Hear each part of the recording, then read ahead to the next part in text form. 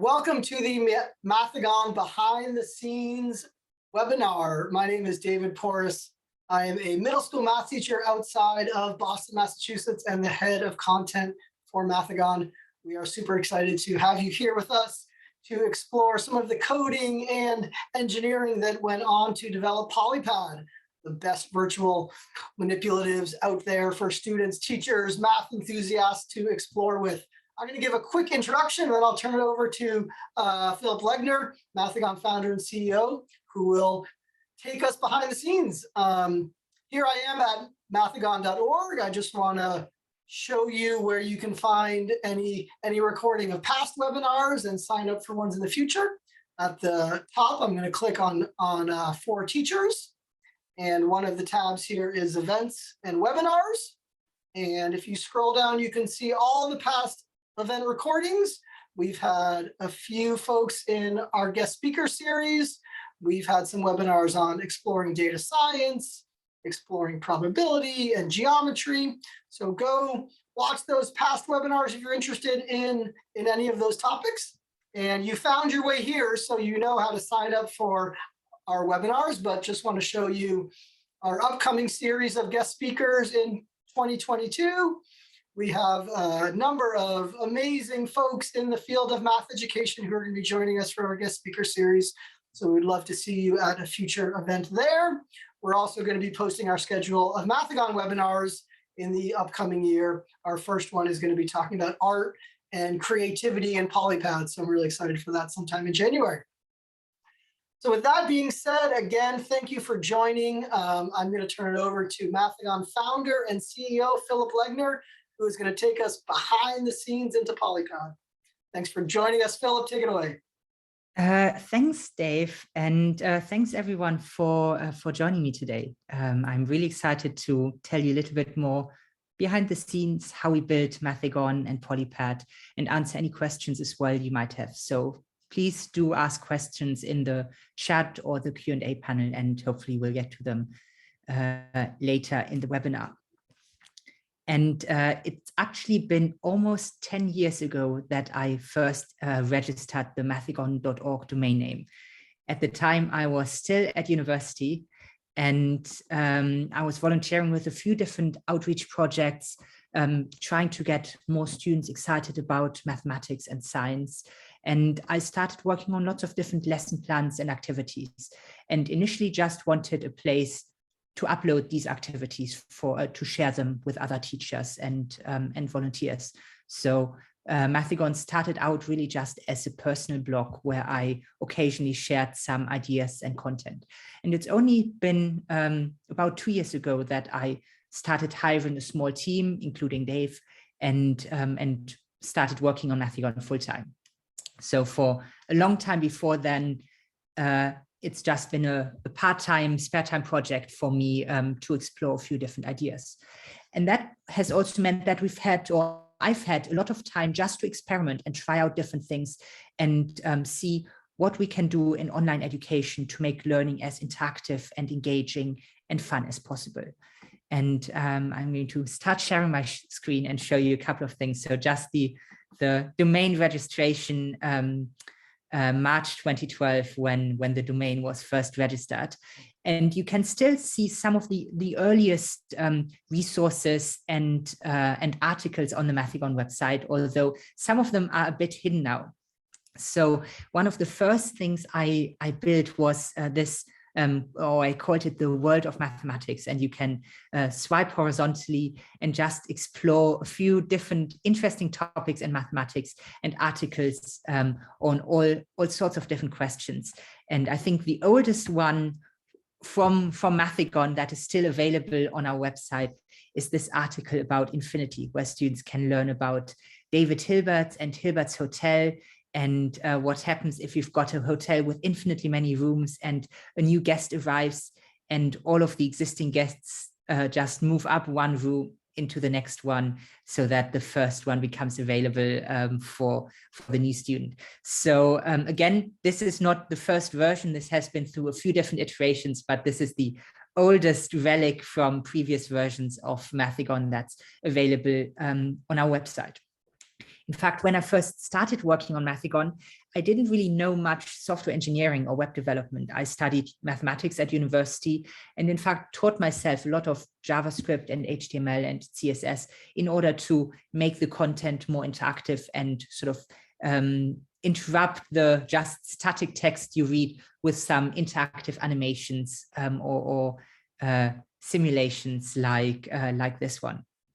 And then building on this, we developed an entirely new content format that is even more interactive and that really forces students to participate at every step. So one thing I saw lots of students doing with this blog-like format, for example, is they didn't read the text, they scrolled to the first interactive element and played with it, and then they scrolled to the next one and played with it, and then they scrolled to the next one. And that meant they didn't really understand a lot of the context that was necessary to see what was going on.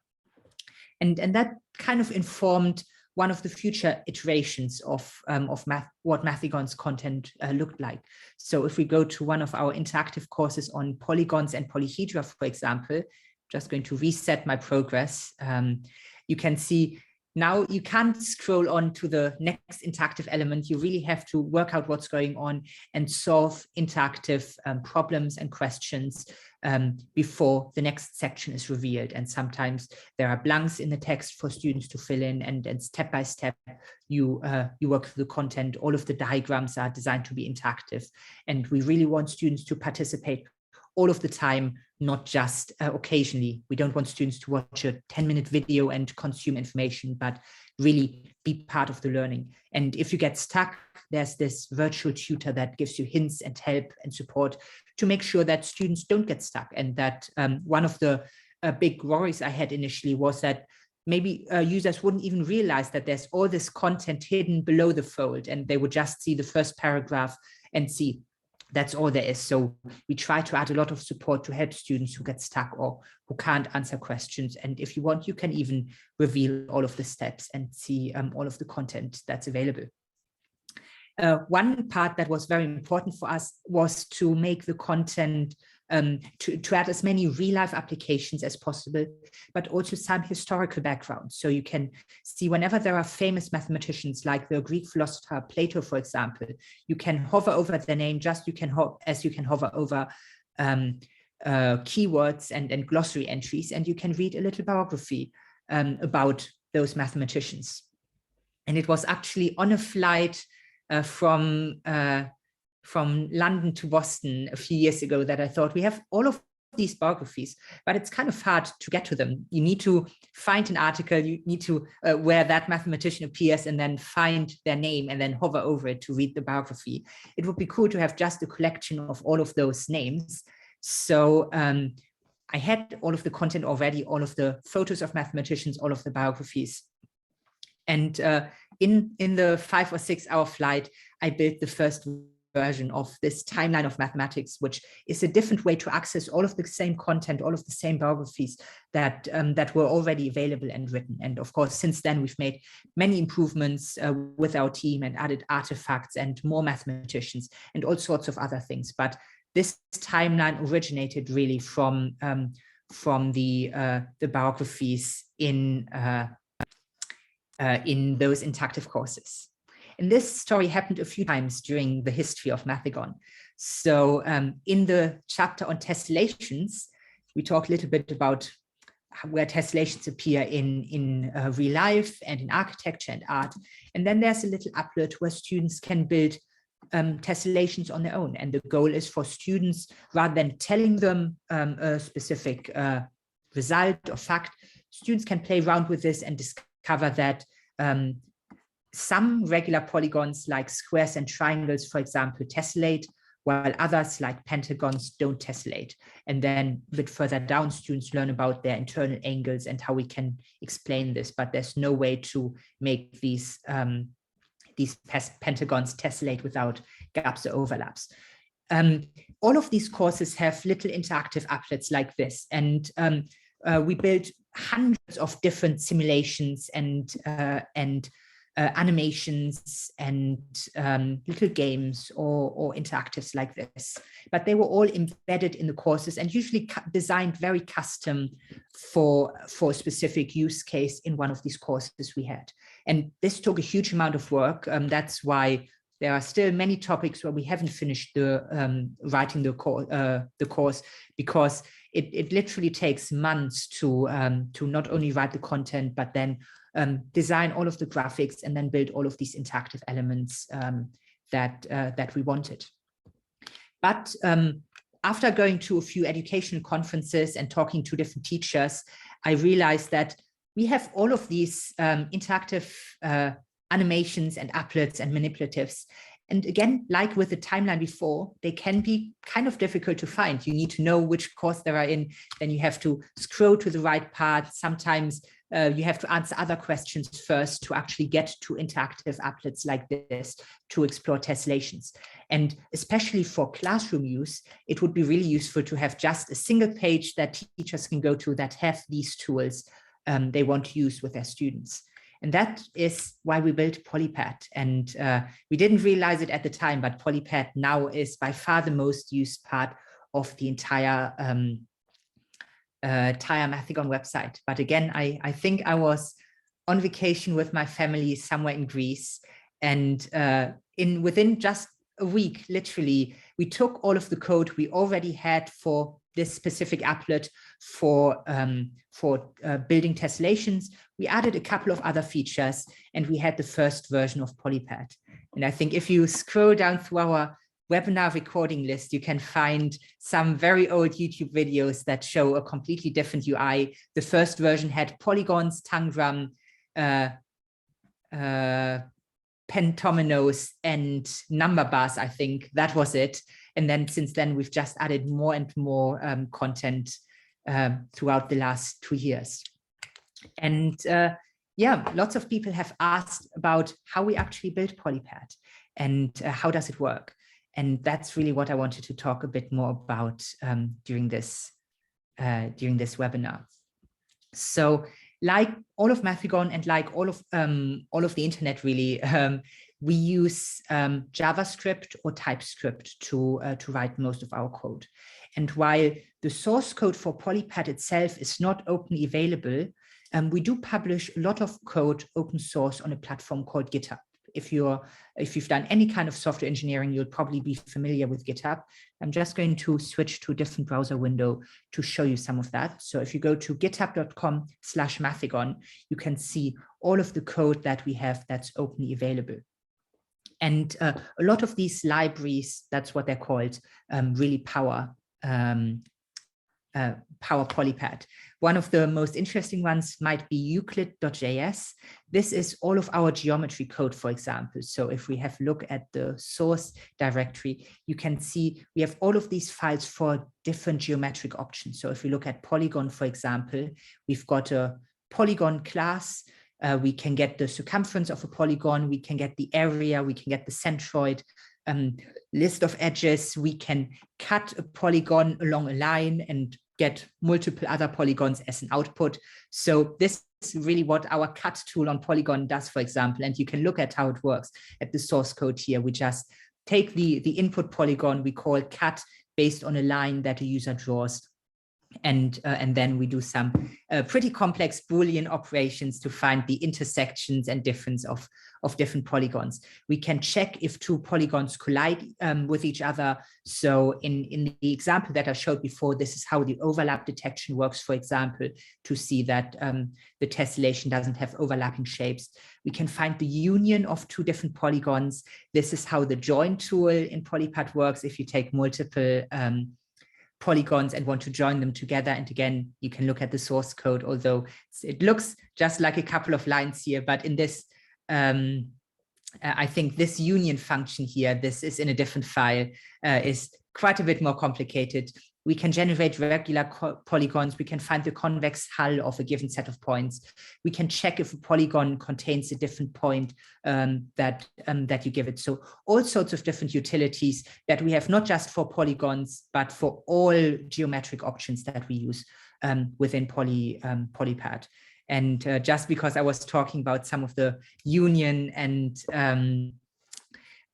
cut actions and so on, the real meat of those algorithms lives in this Boolean file, because we do Boolean operations on polygons. So if we cut a polygon, for example, we actually find the intersection between our original polygon and one large rectangle defined by the line you draw. And these Boolean operations are pretty complicated. There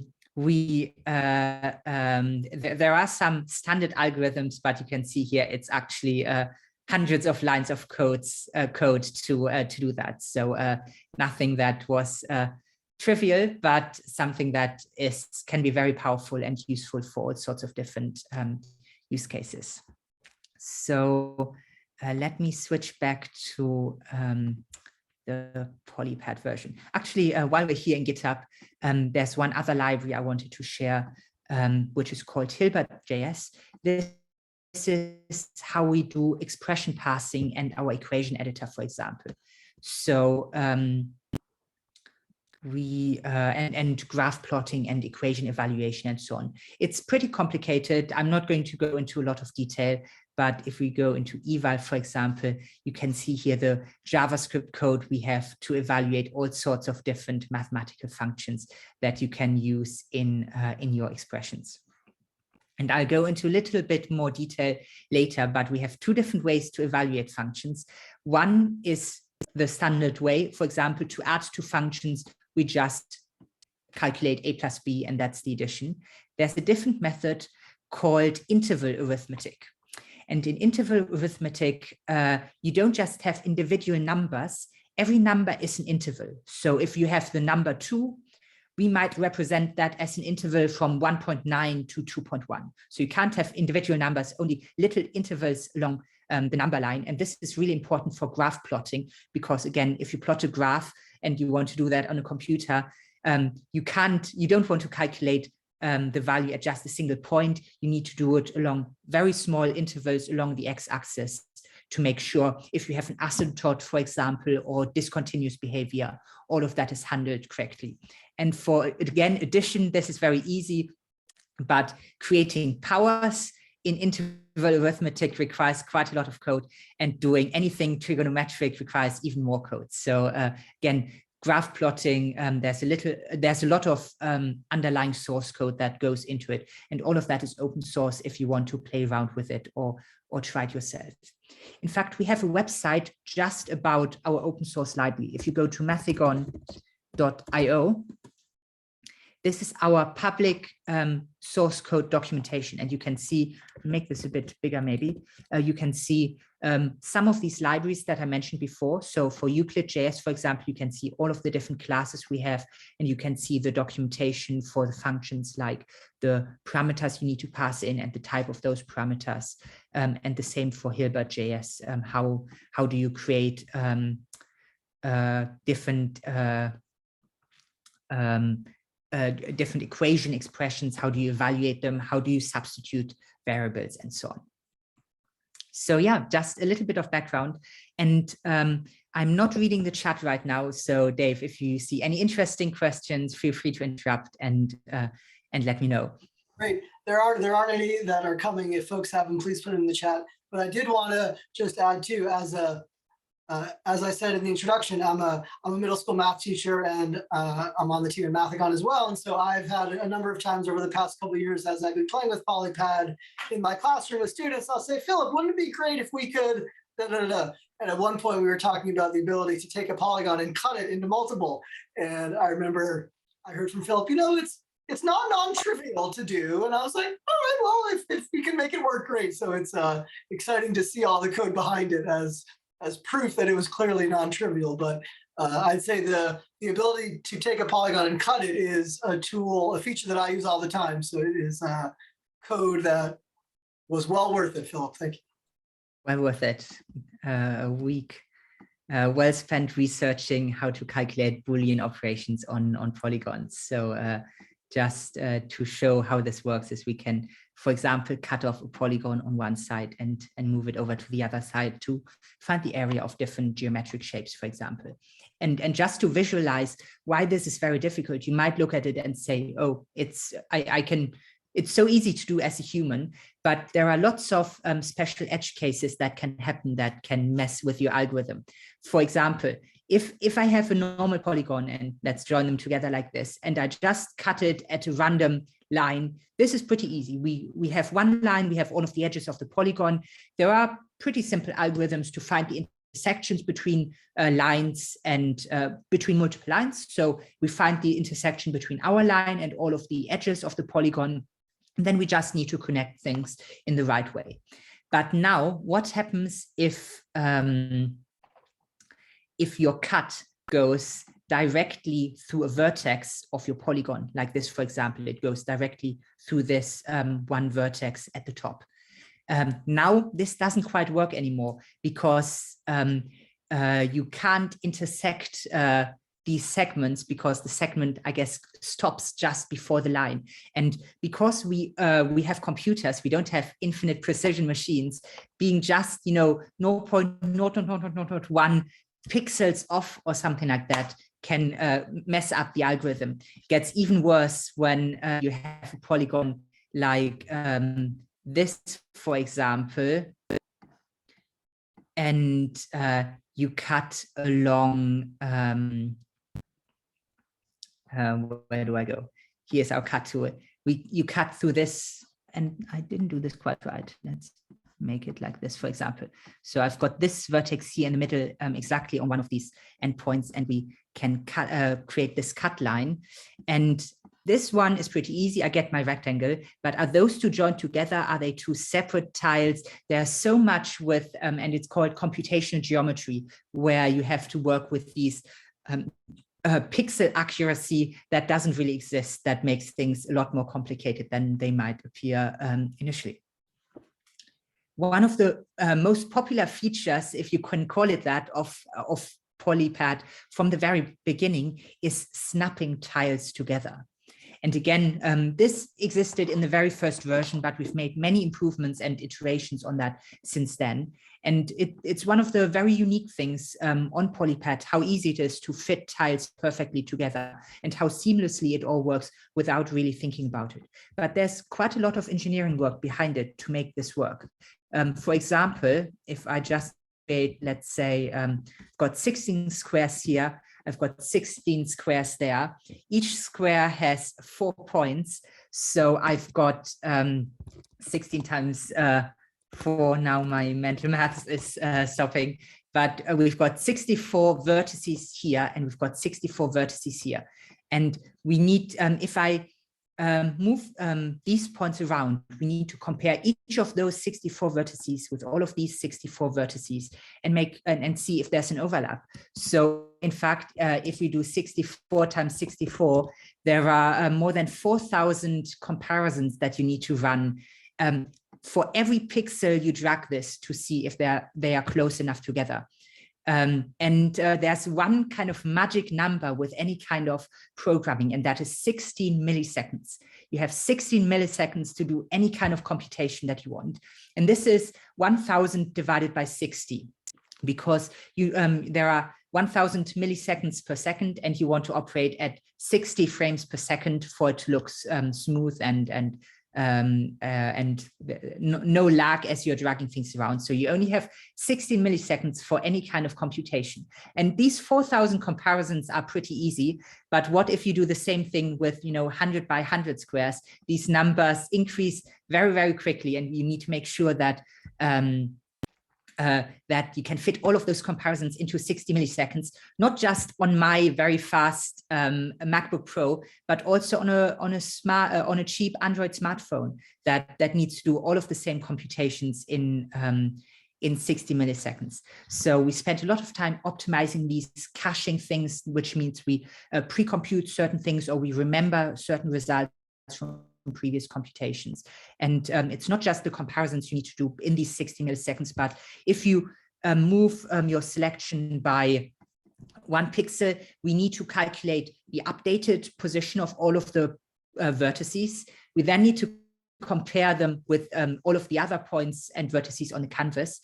And then if there is some snapping, we need to adjust all of the existing and selected polygons to make sure they move to the new snap position. So there's a lot of computation going on invisibly just as you drag around tiles on the canvas to make sure that works. And again, for squares, it's quite easy, but if you've got custom polygons that are rotating in weird ways, there are all sorts of kind of transformations and matrix multiplication we have to do to make that possible. Talking about rotating, maybe you've noticed this, but maybe it's just been sort of implicit and intuitive. Not just the position snaps as you move tiles around, but the rotation also snaps. So you can see as I rotate this square, it snaps to horizontal and vertical lines to make sure it's always lined up. But if I take the hexagon, it snaps to these 60 degrees or 120 degrees increments, again, to make sure that the edges are nice and lined up. And if I take the heptagon, I don't remember what the internal angle is. It's not a nice number, but it snaps to all sorts of other angle increments. And what we do is, so this works for individual tiles, but also if I take a hexagon here and move this square close to the hexagon, and I now start rotating it, now you can see it snaps to the same angles as the hexagon to make sure the edges line up with others. So for every tile that's on the canvas, we find all of the edges. And in fact, this works not just for the polygons, but I can also take one of these number tiles, for example, and move it to a weird angle. And now if I rotate the polygon here, it should snap to that same weird angle. So for every tile that's on the canvas, we calculate the angles of all of the edges. And then as you rotate one tile or multiple tiles at once, we try to match up the angles of your selected tile with other nearby tiles to make sure they fit together really nicely, like this, for example. Not just with the pre-built tiles, but also custom tiles. As you move around, we're always aware of the inclination of the edges to make sure we can do that angle snapping. One of the most popular and most exciting features for Polypad that we released just this year, just this summer, is 3D geometry. And so you can use these polygons to create a three-dimensional shape. And again, the snapping is very useful to do that. Let's do my sort of standard demo example, which is easy to build, which is a prism like this. So we have the base and the sides and the top, and we fold it into a three-dimensional net, and then we can rotate it and look around it. And I'll talk a little bit more about how this algorithm works, how we can create these three-dimensional solids, because again, it is quite a bit more complicated than you might think initially just by looking at it.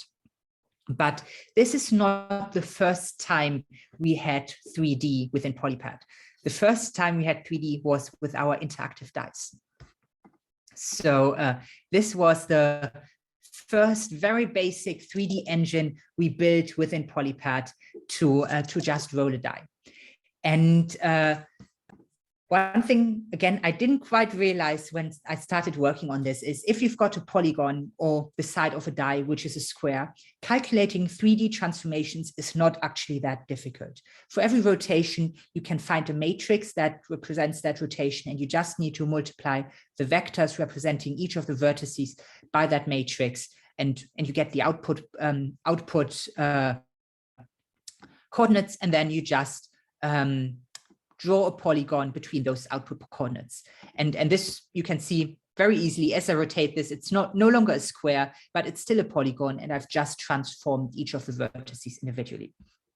That doesn't work with the dice because we also have to transform the dots on each of the faces. And if I transform those, they are no longer circles. They are some weird distorted ellipses. So making sure our 3D engine can transform those circles and work out which kind of ellipse is the output took quite a bit of work. And even more difficult then became these polyhedral dice, because we don't just have polygons and circles, we have these very complicated path outlines for each of the individual fonts. So this is not a text element that you can select in a browser, for example. This is actually not a polygon, but an SVG path that contains straight line segments and some curved segments as well using Bezier curves. And we calculated those paths for each of these individual numbers and letters, and then work out how to transform those paths to make sure it looks nice in 3D. And just as a sort of fun fact to show, you can roll dice within Google. Dice rolling, maybe. No. How do you get this?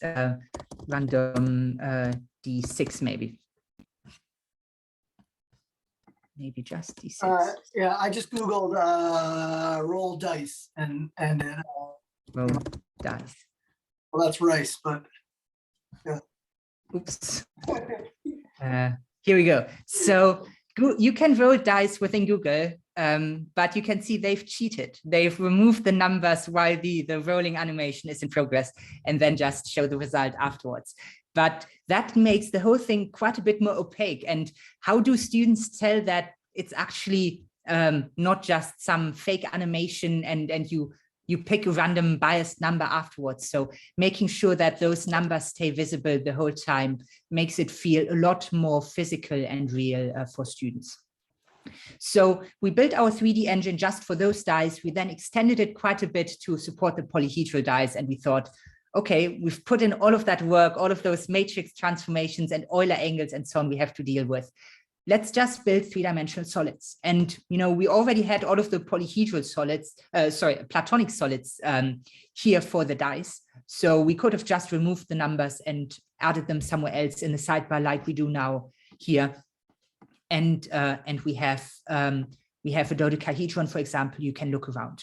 And you can even unroll that. And again, all of that was already supported by the 3D engine we built for those interactive dice. But there are many different three-dimensional shapes, not just platonic solids or prisms and pyramids and things we can build in advance. And we really wanted this to be as flexible as possible, just like you can create any polygon you want with our geometry tools. And the custom polygon is one of our most popular tiles in the sidebar. So how can we do something similar with 3D geometry? So let's have a look at the net of the prism again and unfold this. So we can,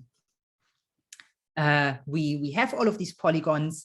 The first thing we do if you click the fold net button is we check how they are connected to each other. So we loop over each of the individual polygons. We then loop over all of the edges of that polygon, and then we can compare if those two edges are equal. And again, there's a little bit of variability to ensure if they are not quite snapped together. And again, some computational geometry. So we approximately check which edges are equal and then know that those two polygons are connected. And what this is called mathematically is a graph. So this polygon is connected to this one is connected to that one. Those are connected, and we get this graph for our specific polygon. And for the dice, we just programmed those graphs and nets ourselves. There's one ingredient missing, unfortunately, and that was the hardest part of this whole project that we had for 3D geometry. And those are called the dihedral angles. And this dihedral angles are the angles by which we have to tilt these polygons until we get to the final shape. So if I fold this up, you can see in this case, actually, all of the dihedral angles are 90 degrees. All of those shapes, all of those hinges along the edges that are joined have to be moved by 90 degrees perpendicular to the original plane, and it fits together. So that was quite easy. But what if we move this net around a little bit, like this, for example? If we fold it, you can see it still works nicely. But now if I undo this, the angles are no longer all 90 degrees. This angle here will end up being 120 degrees. But working out what these dihedral angles are turned out to be incredibly complicated and, in fact, an unsolved problem in mathematics. So there's no generic way to do this for any net you get. And that's why there are still a couple of bugs and some nets where we can't find the perfect three-dimensional shape. Because and we are always working on improvements to that. But I'll just outline briefly how our algorithm works. So again, this prism net, in fact, any prism is one of the easiest shapes and one that we know we can always solve in any case, in any example. So let's just update this net, which now looks like this. So first, after we've calculated the net, we calculate a different graph, which is actually just one long list, which is let's pick a different color, the vertices along the outside of this net. So we start here, for example, we pick one at random, then the next one, then the next one, then the next one, and we just loop around the net and try to find the points along the vertices along the outside. And this is not sort of conceptually difficult, but doing this in code is actually quite tricky, and making sure that you don't miss anything with complex, maybe non-convex polygons took quite a bit of work and testing. But at some point, we managed to get this list of vertices going all around the outside. The next thing is we try to find vertices where three faces meet. So at this vertex, for example, we don't have three faces meeting, but at this vertex, we do have 1, 2, 3 faces meeting at this vertex. And if you have three faces meeting at a vertex, the dihedral angles are deterministic.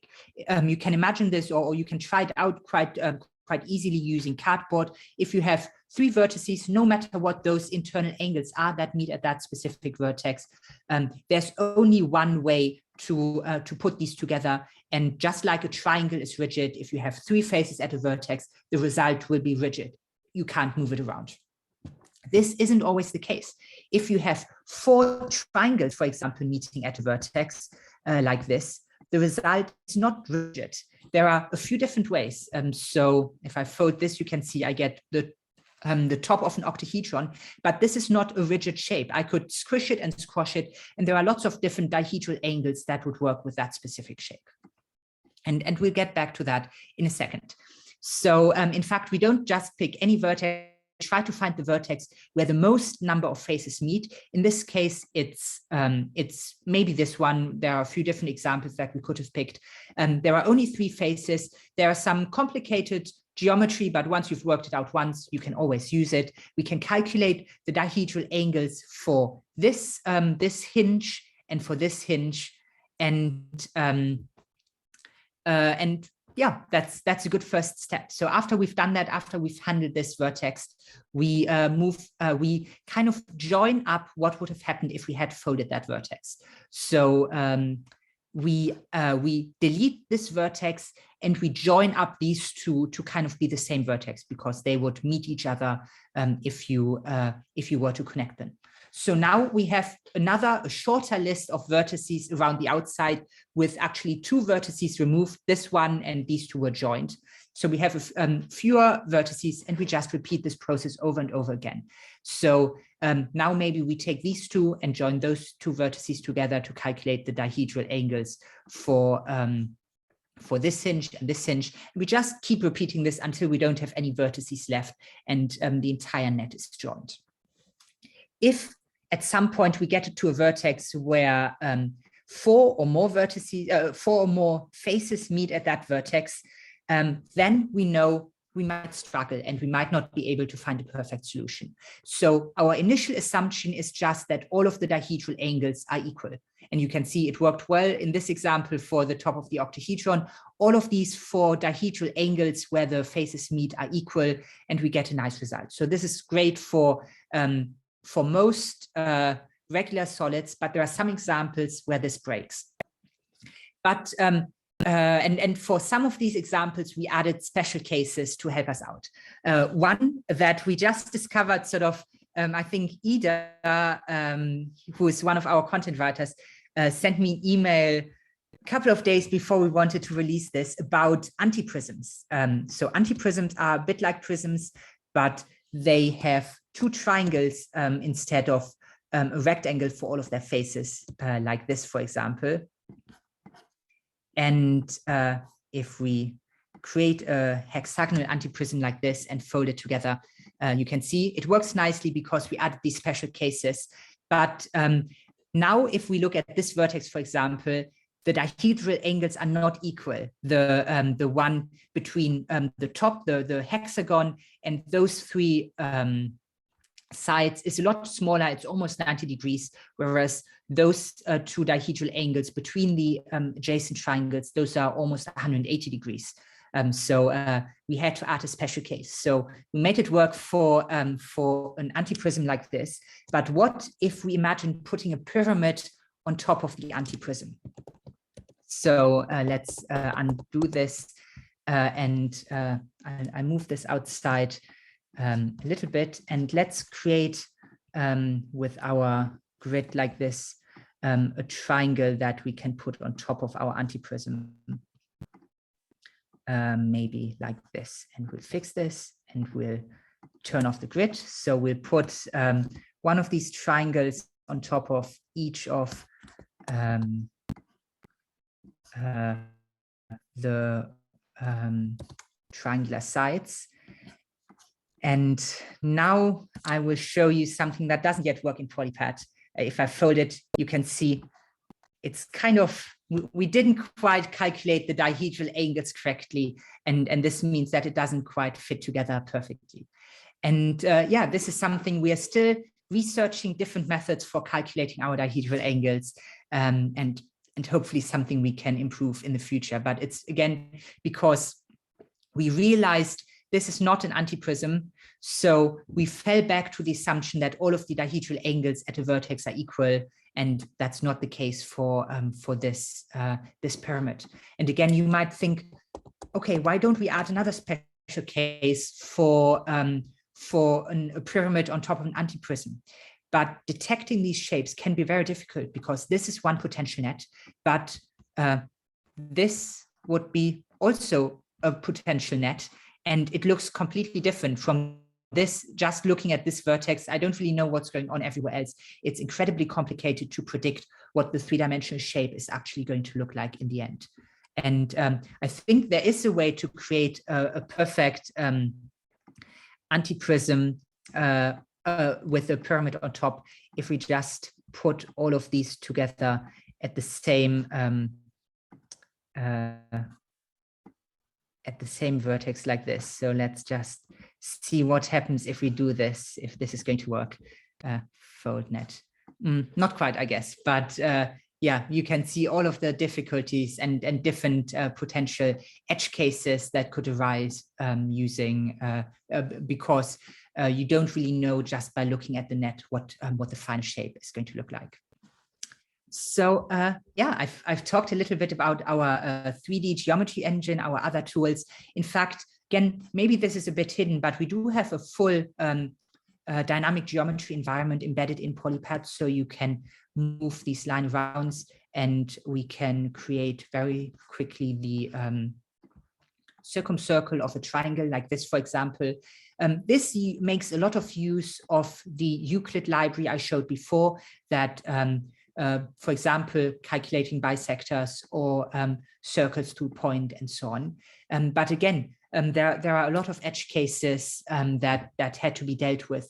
For example, what if you draw two lines and then you draw a line to the intersection and then you move your points around that the intersection no longer exists, going back and removing all of the other shapes that depended on something you had constructed and removing them and building up this dependency tree of which geometric shapes depend on what others took a lot of work and iteration to get right. And yeah, it wasn't an easy process.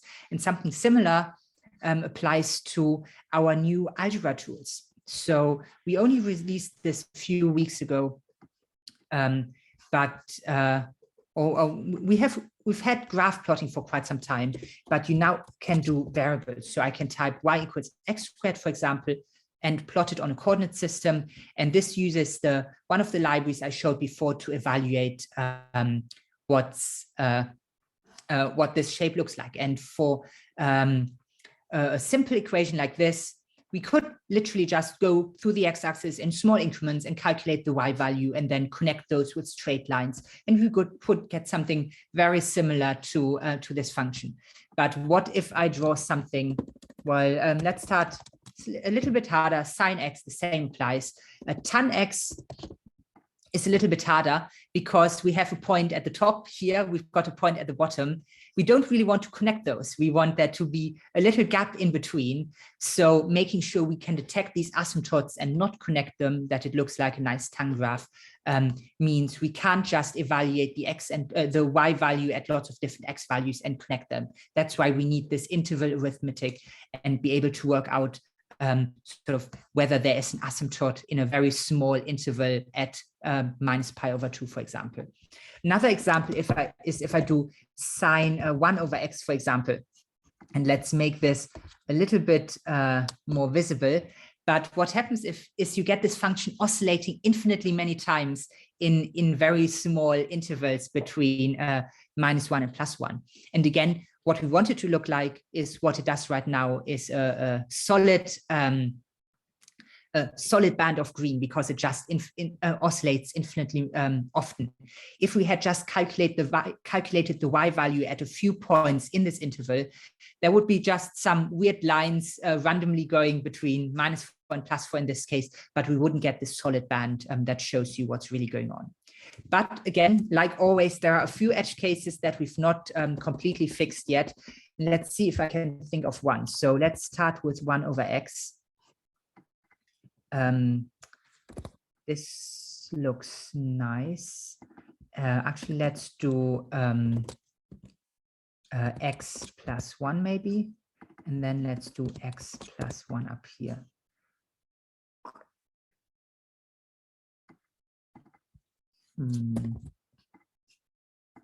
Wait, why isn't this updating? Oh, in fact, this is a different bug that's still on our list. Some of the implicit multiplication.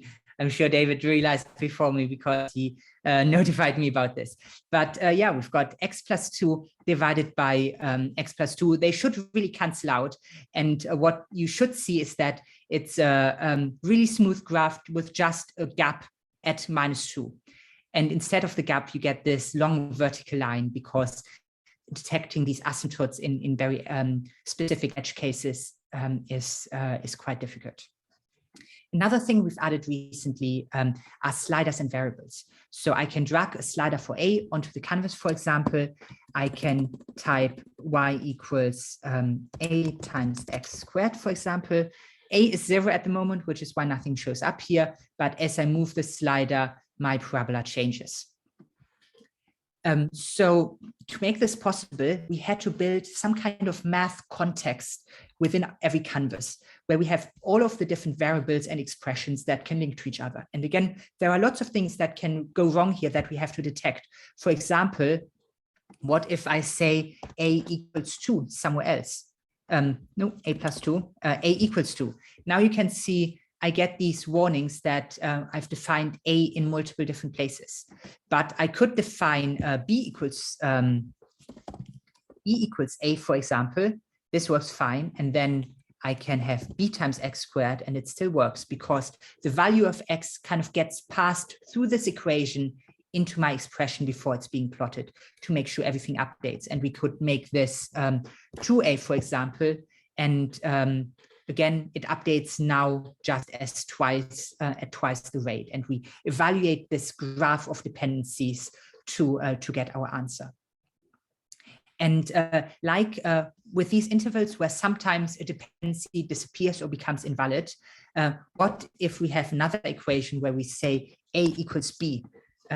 We need to warn that we have sort of, actually, that's a different warning, but now the variable A is defined recursively, because we kind of have this loop of two different things that are defined in terms of each other. So before evaluating anything, we need to resolve this graph of dependencies, or dependencies of which the expression depends on what else, and how are they linked together to make sure all of this works.